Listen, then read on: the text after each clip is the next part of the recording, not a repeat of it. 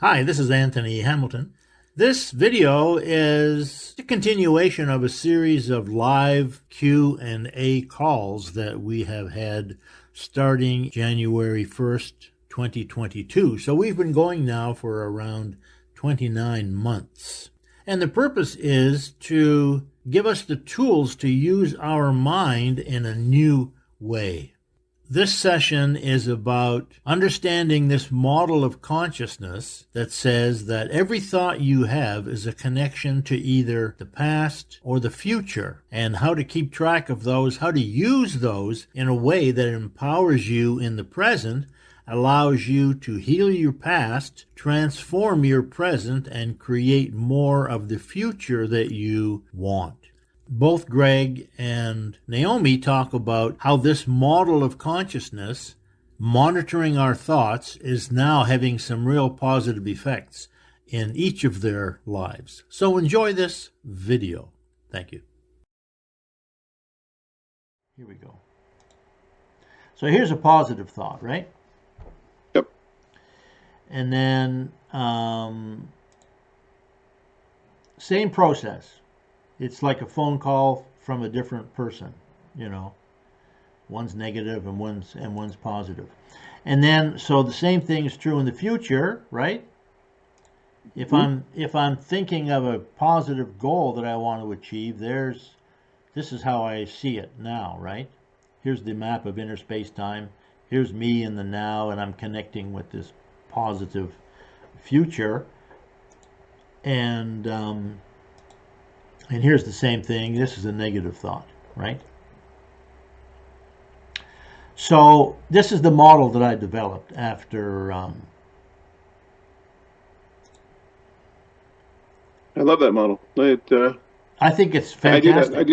I think of it the same way myself. Yeah, I think it's fantastic. I mean, because you see, when I was trying to figure out this dream when I was 10, first of all, it didn't make any sense. You know, how do I get to be an entrepreneur and a speaker and a writer and a university professor? You know, I mean, it's totally bizarre. You know, and then when it happened more or less by a series of accidents. You know,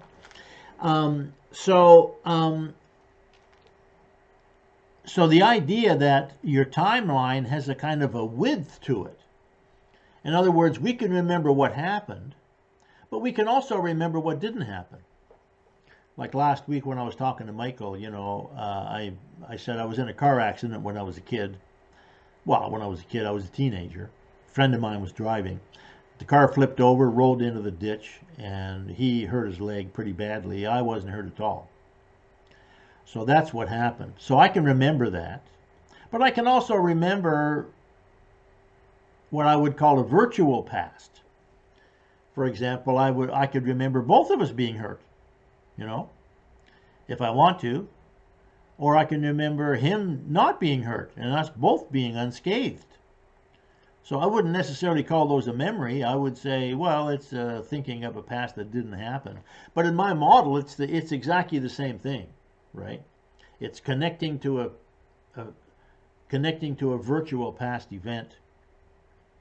A virtual past event being what didn't happen, but it might have happened. What happens oftentimes now when I close the door, like I just did to let the cat in, right? Because a year ago or so I jammed my thumb in the door and I had a black fingernail for a couple of months. You remember? I remember. I watched it grow out. So as often as not, when I go to close that door now, I get a little voice in my head that says, hey, make sure your fingers are clear, you know. And so in a sense, that's like, oh, that's a message from my past self too. I got that connection going that when I bang my finger and I get a little voice in my head saying, hey, don't do that again, right? So, because what we were talking about last week was this idea that, you know, you're always kind of talking to yourself. And I posed the question at the end of last week's video. When you talk to yourself, who are you talking to? And when you hear a little message in your head, like, don't jam your finger in the door, where's that coming from? So I would say now, using this model that I just described there, I would say, oh, it's from my past self, right? Right. So normally I would say it's my inner self, but my inner self masquerades as my past self or my future self. So, so what I've said in the past is every thought, I believe every thought follows the same process. Every thought is a connection to the past or the future or some parallel reality that is not happening, right? So what happened yesterday or a couple days ago, I was at the beach, and doing my little meditation there.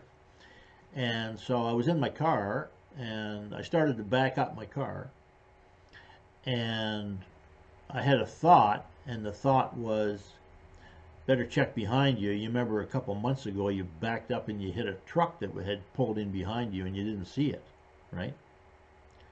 So I sort of took a double check, made sure nothing was behind me, and then I backed up, right? And then I thought, okay, well, what just happened there? Well, on the one hand, you could say, oh, I had an idea. I had the thought, better check behind you, double check. That's one way to describe it. Or I could say, oh, I got a message from my past self. The self that hit the car behind me, right? Right. And he said to me, double check, don't back up without making sure there's nothing behind you, right? Because what happened, I had pulled into this parking spot, I was tired and I had a little bit of a nap, and then I just opened my eyes and I backed up and I hadn't noticed that somebody pulled in behind me, right, while I was asleep or while I was nodding off there. And so I could describe it that way, right? I could say, well, I got a message from my past self and it said, double check your rear, before you back up, take a look, right? So now that hadn't occurred to me before. I mean, it's the same thing, exactly. It's the same process, right? But I had never thought of that little hunch in your mind. I had never thought of that in that context. That, oh, that's a message from a past self too.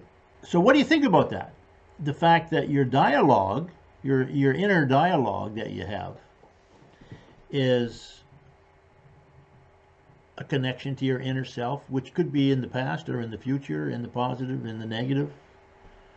What do you think about that? That concept is the basis on which this one diet, well, I don't want to call it diet, but like a weight loss program.